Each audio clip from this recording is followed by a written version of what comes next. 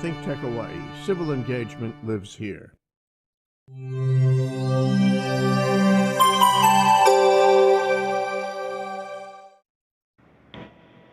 Welcome to Asian Review. I'm your host, Bill Sharp. Our show today, Taiwan 1988, Taiwan Today. And joining us from Taipei, Taiwan, is Dr. Jerome Keating, who is a well-known political commentator, author, and educator. Welcome to Asian Review. It's great to have you with us again. This is your, I think, your third time on Asian Review, so we're always glad to have you. That's right, Bill. And of course, from my side, it's always good to talk with you. Good to talk about Taiwan and talk with Hawaii. Hey, there we go. There we go. Well, let's get right into it because we've got a lot that we want to cover today. Well, you arrived in Taiwan in 1988, just after the end of martial law. So give us some idea of what Taiwan was like at that time in terms of, socially, economically, politically. And what's it like today? What's the comparison? What are the differences? Bill, there's been a lot of big changes, and since I've been here almost through the duration, the changes came gradually, so they may not have seemed that extreme, but if there was a person that was here in 87, 88, and then came back now, they would say, wow, what happened? But let's go into some of the things. Politically, the garrison command still walks the streets. They would be disbanded in 1992. If you went near the ocean, you would run into military patrols, I guess guarding against infiltrators. And even I remember going to Xintian from Taipei, there were guards on the bridges. So you had this strong military sense and control.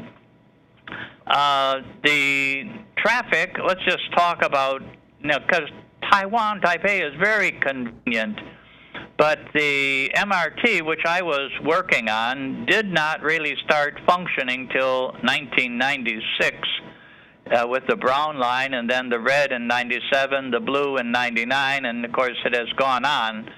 So the MRT, Mass Rapid Transit, has made a big difference. The high-speed rail to Kaohsiung was 2007. Used to have to take a plane or a slow bus down there. So those convenient things, the idea of entertainment, almost anywhere in the city you can find a pub or things going on.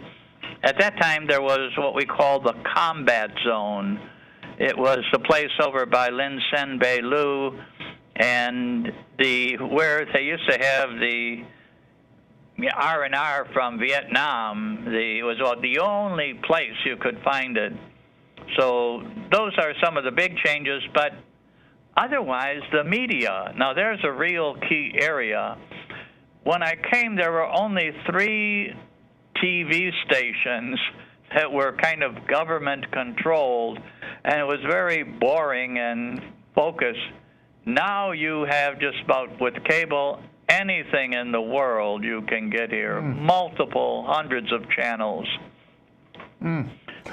So those are some of the high points, I think, that, the changes came, but when they come gradually, you don't notice how stark it was from the beginning to now. Well, let me ask you this. What was the sense of identity in 1988? In other words, if you were to ask somebody in Taiwan, are you Taiwanese, are you Chinese, what would be the most common response? Probably they would say more Chinese, and this I would attribute to both brainwashing and what you could call the Stockholm Syndrome. Though I do remember maybe you should explain the Stockholm Syndrome just for the benefit of our audience. Briefly, well, they can Google it, but when someone has been held prisoner by someone and they only hear that person's dialogue and their narrative, you begin to side with your captor. And then you begin to take on this. Like Patty Hearst, I think, is an example that maybe U.S. people would identify with when she had been captured and then took part in a bank robbery, if I remember. Right, absolutely. She lived right around the corner from me in Berkeley, by the way. what a nice neighbor. So that would be the factor there, Bill. And now, of course, people really identify as Taiwanese. They may recognize a Chinese heritage, just like the U.S. we recognize a British heritage. You know, we teach British literature, we follow things in Britain, but we're American. And okay, I didn't mean to cut you off, but moving right along here. Now, you are a retired university professor. You taught in Taiwan universities for at least 25 years. No, not that long, Bill. Not quite that long? Okay. No, I first remember I was manager of technology transfer on the Taipei and Kaohsiung MRT. Oh, okay. And I even taught a little bit at AIT when they used to have a program here. Okay. But I then taught at Chinese Culture University, and then went to Taipei Dashui, which is National Taipei University, different a little from National Taiwan University. And that's where I retired from. But since then, I have come out again and taught at a couple other universities. Okay. You can do that if they get a special grant. Okay. So how would you compare college students of your earlier years in Taiwan with today's college students? Okay, now that's a very good point there, because in my earlier years, they had a very strict entrance exam, and the students, to only the top 30% got into university that took the exam. And when it was at Culture University, usually we were the lower choice. They would normally take the national universities if you pass the exam. They would take the national universities first because it was more prestige and better benefits, lesser pay, etc. And the students used to complain that, they felt they were the low class. But I said, hey, you're the top 30% of everyone taking the test. Now the test, just about anyone can get into university like it is in the U.S. So that's one factor. But what comes and relates to the voting, I started teaching before 96 when the people would elect the president. So that generation is not used to democracy that much or freedom. The current generation is totally on the opposite. I call the Gen D, the generation democracy, those born 1990 on. 1990. If you're born in 1990, you start elementary school in 96 when the president is elected by the people. You only know democracy. So, that's an interesting point. That's good in one way, that you don't have some of the baggage of the past, but it can be a little faulty in that you also don't know the past as to how you got that democracy. And I've seen that in some of the younger people. They don't know, say, I was talking to some about Jingmei detention or prison, and someone who lived in Jingmei right outside Taipei didn't even know it was there, and yet people like Annette Lu or Chen Chu had spent years in jail there because of their protests in Kaohsiung and the Kaohsiung incident. So those are two factors that come in. And that will be, in a way, shown in the current election, because I think we want to get to that, right, Bill? Right, we do want to get to that, but I want you to finish this thought, and then I want to talk about what is citizenship in Taiwan, and I think that'll take us up to the break, and then we come back, we can focus on the election. Okay, so you want to kind of talk a little more about the university students then? Well, a little bit more about the university students, right. And, okay, in the old days, it seems to me that the universities were under pretty tight control. There was a KMT party secretary there that kept track of everything. There was oftentimes military policemen on campuses, etc. Of course, none of that exists today. And in the past, it was pretty difficult to have student activism. But nowadays, what's the level of student activism on college campuses, given that there are none of these controls? Okay, yeah, a good focus there. There isn't that strong military present or teacher, professor there kind of teaching indoctrination classes, put it in quotation marks. Right. The students there, but many of them are like natural students, are just looking, where's my career going? Because they feel secure in their democracy, and so they maybe they've gotten past that the activist stage. It was suppressed for a while, and then it came in. I think the sunflower movement was probably the best expression of it, when they realized that in the ECFA, Taiwan was getting too close to China, and the discussion of ECFA in the legislative yen was not done item by item. They just wanted like a blanket approval. And so that is probably, the biggest protest. That it, in a way, is even, well, it's hard to compare, because the Wild Lily movement in 1990 was just to push that we want our leaders, our legislators, and our president elected by the people. This group has that. So now they're going another step forward, and they are saying, okay, what are our leaders doing? And we've elected them in the legislature, and they seem to be giving the farm away in ECFA. And that's what the sunflower movement was all about. Well, that's interesting. Now, we're coming up to break here. We've got about a minute and a half to break. But let's start on this question, and if we need to, we'll finish it up when we come back. Citizenship in Taiwan. What does citizenship mean in today's world?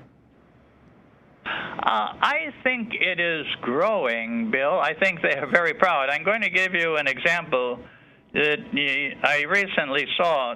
Taiwan has visa-free entry in 148 countries in the world. So Taiwan citizenship ranks pretty high. It is ranked number 29 of all countries, which there are about, 192 or so. Now, you contrast that with China. So Taiwan is ranked number 29 of countries. China is ranked 71. That's a big gap. Also, China only has visa-free entry in 74 countries in the world. Taiwan has 148. That's double China's. Right. So if I'm looking to have a passport, and travel the world, my citizenship in Taiwan, and I don't know if they realize the extent of this, but it is twice as good as China. That's a really interesting point. But what's the responsibilities? How do people see their responsibilities as citizens in that respect?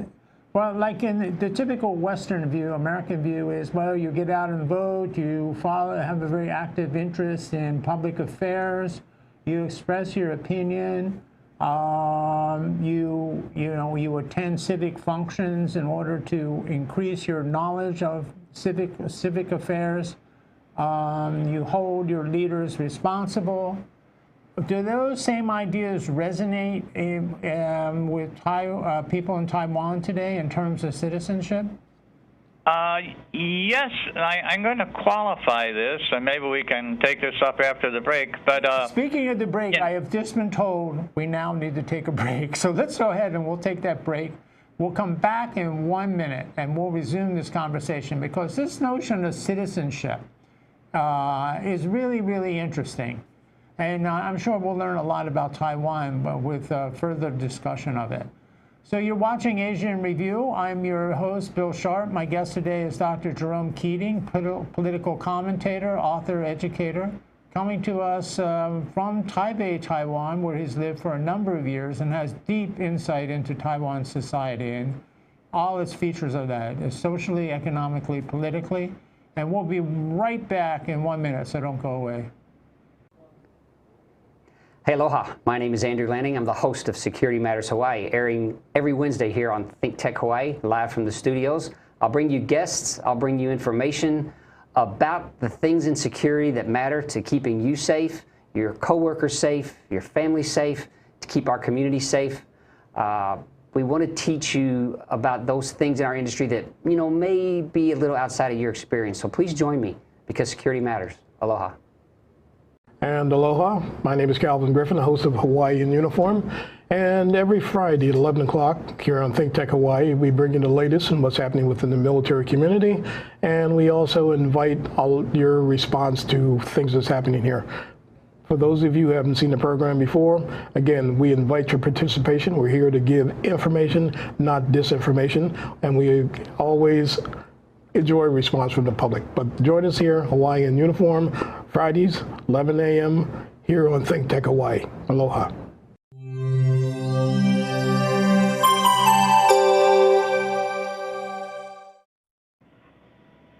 Welcome back to Asia in Review. I'm your host, Bill Sharp. Our show today, Taiwan 1988, Taiwan Today. And joining us from Taipei, Taiwan, via telephone is Dr. Jerome Keating, a well-known political commentator, also an author of books, and an educator. And just before the break, we started discussing a really interesting topic, of which I promised you, the viewers, and Dr. Keating that we would resume once we came back. And that is, what is the notion of citizenship in Taiwan today? Now, we know that Taiwan's a very vibrant democracy. They're very proud of its democracy. But it was a one-party state for a long period of time, where citizens' duty was to basically, if I'm not sounding too egregious, was to sort of be quiet and obey the government. Don't make any trouble. Today is quite a different story, but it goes further than that, and that's what we want to dive into right here. So, Dr. Keating, let's continue our discussion of this notion of citizenship in Taiwan. How would you define it? What are its characteristics? Well, I would say, now you mentioned like voter turnout. Generally, Taiwan voter turnout is quite high. I would say it's generally around at least sometimes 70 to 80%. And this coming election will be interesting in judging the mood of the people. I think that's a higher percentage rate than the U.S., by the way. Definitely higher than Hawaii, which has one of the lowest turnout rates, if not the lowest turnout rate in the country, despite all the steps the state government takes to increase voter turnout, like mail-in balloting, you know, and that kind of thing. It's just still dismally low. Yeah, and I look at and I'm going to knock the U.S. elections a little. I just saw something recently, and I don't know how true this statistic is. But there are 40 million registered Democrats who didn't vote last time. Now, you know, Trump lost by about 3 million votes in the popular vote. He won by 3 key states with a total of, between the three, of about 120,000 votes. And I'd be willing to bet if you examine how many people did not vote, it would be embarrassing. That said, you know, Taiwan people are they really treasure the vote. So they come out pretty strong on this. And this is where we're going to get, you know, some different generations and for different motivations. But say the New Power Party, which you're familiar with, Bill, Sure. You know, that came in a way as a result of many of the voters feeling the DPP were not quite going far enough in pushing their Taiwanness and pushing the agenda of care for the people of Taiwan. And the New Power Party took 5 legislative seats in the last election. Very good for a first-time party. That is good. That is good. Well, do people, as a part of his citizenship in Taiwan, do people feel the responsibility to be well informed about public events, public policy, and that kind of thing? Or do they just vote on whim, as a lot of people in the United States seem to? I think they're pretty well informed. You know, we have TV channels, both blue and green. They can get their perspectives, and I think they take it pretty seriously. Now, especially as I say this, Gen D, the Generation Democracy people who don't have the baggage of the two parties of the past, which has a good and bad effect on them. You know, sometimes they should know more about the past, but also they are more swing voters. You know, they are conscious of what is this person doing for me now, regardless of what party they are in. Right. Well, let's talk about some of the specific races. We have the big 9-in-1 election coming up very, very soon here, November 24th. It will determine the occupants, the holders of 11,000 positions throughout Taiwan, everything from the mayor of Taipei to the lowest level official, that is publicly elected official. Let's start off with the big one, Taipei. And we should mention that Taipei is next to the presidency in Taiwan. It's the second most important political position because it's often seen as a springboard into the presidency. So what's your prediction on the race in Taipei? Okay. Well, first I'll say, yeah, Tsai Ing-wen is the only one who was not mayor of Taipei who became president. Well, good point. The others, you know, Li, Chen, and Ma all were mayors. So now the polls are saying that the incumbent Ko Wen-je is in the lead. I do not think he will win. I am saying the blue will win this one. I think Ting Shu-chung will win. The green have a candidate, Pasu Ya-yao, but I think the vote between the green and the independent Ko will split, and Ting will ride in as with a core blue from the city. So I am going against. I predicted this back in July. I still hold to it, even though the polls say the opposite. And I was talking to somebody at the University of Hawaii today, a Chinese history professor of Chinese history, who also happened to be from Taiwan. And he was saying that Ding is leading by 3%. No, I'm sorry, Ko Wen-je is leading by 3%, which is not much of a margin. Not much of a margin at all. So that might just be support for what you're saying. Right. Even before Ko was leading by much more, but you know, whatever he's leading by, I don't trust the polls that much, to be honest with you. No, I think anyone that follows Taiwan knows that the polls in Taiwan are very, I don't know, easily manipulated. I suppose that's the way to put it.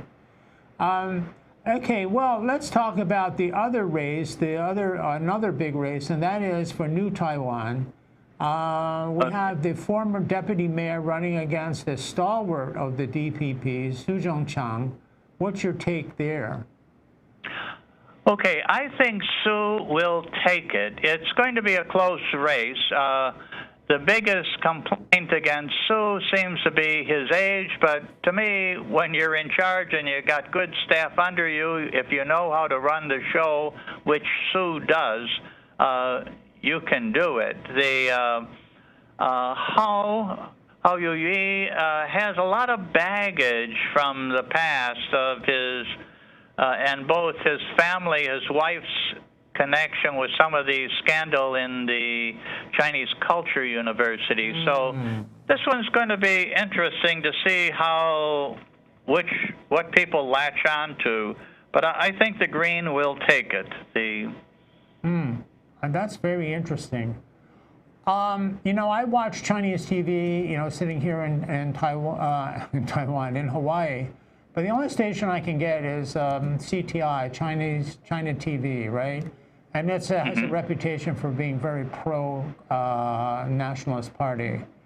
And just yesterday, they were suggesting that, and again, this could be a question of questionable polling information, that Hao Youyi had about 56% of the vote, and Sue had about 23%. Such a wide gap. I don't know. That's too much. That's too much. If you look, you know, at what Eric Chu won by, 4 years ago, he did not win by that much, and he was an incumbent. Right. And that was a foretelling to me that the Green almost took that from him, and he was one of the best KMT candidates. Right. Well, let's talk about, I've just been told we're down to 1 minute here, so we'll have to do this one pretty quickly. I also see on China TV, there's a lot of attention given to Han Guoyu in Kaohsiung. And he seems to be on the TV screen 24 hours a day almost. Well, that's an exaggeration, but he certainly has made a presence there. What's your take on Kaohsiung? I think Chen Chi-mai will take him. Tsai Ing-wen was down there campaigning, saying that she's going to give more dollars to Kaohsiung for the southbound policy. Han Kuo-yu has a lot of China support, and this makes him questionable. I think a lot of Chinese dollars are supporting him getting all that TV time and recognition. I wouldn't be surprised. I wouldn't be surprised at that. He seems like a person who could be swayed by China. Yeah, so I'm picking the Green on that one. As I say, Tsai was down there campaigning also that, Kaohsiung is the key to her southbound policy, and I think that will resonate with a lot of Kaohsiung people. Great. Well, it looks like the clock has caught up to us again. The time really literally flies, and so we're just about done here. I want to thank you a lot for joining us today, and as always, it's really good to talk to you and hear your views, because you've been a very close-up observer of Taiwan politics for a really long time. And I want to thank you in the audience for watching today, and I want to remind you to join me next week when my guest will be United States Marine Corps retired Lieutenant Colonel Gary Kershanik. He is been teaching at the Thai Military Academy, actually, the Royal Thailand Military Academy, as it's officially called. And he'll join us to bring us up to date on what's going on in Thailand. We'll see you then. Okay. Bill, can I get a last word in or not? Sure.